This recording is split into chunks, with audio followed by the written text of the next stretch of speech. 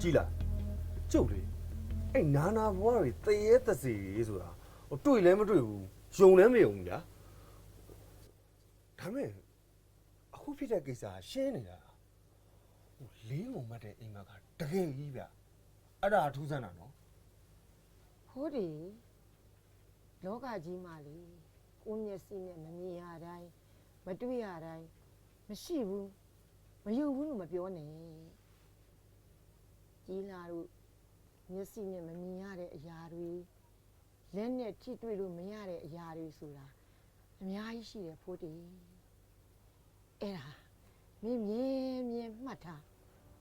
မင်းမယုံလို့မရဘူးငင်းပယ်လို့လည်းမရဘူးဖို့တယ် အဲ့ဒါဆိုရင်ဦးမောင်ကြီးကမကျွတ်မလွတ်ဖိုင်နဲ့ပိတ်တာဘွားကိုရောက်နေတယ်ဆိုတာတကယ်ကြီးပေါ့ဟုတ်လား ဒါပေါ့ဖို့တယ်လူဆိုတာမသိခင်အချိန်လေးမှာတခုခုအစွဲလန်းကြီးပြီးတည်သွားရင်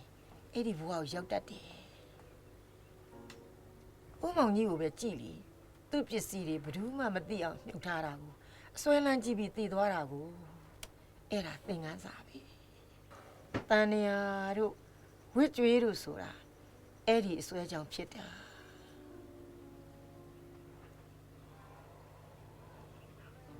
ဒါမဲ့ဦးမောင်ကြီးကဘာလို့လင်းကုန်စီကိုရောက်လာတာလဲသူနဲ့လင်းကုန်နဲ့ဆိုတာအတိမိတ်ဆွေလည်းမဟုတ်ဘူးပြီးတော့တိတ်ပြီးရင်းနှီးကြတာလည်းမဟုတ်ဘူးလေ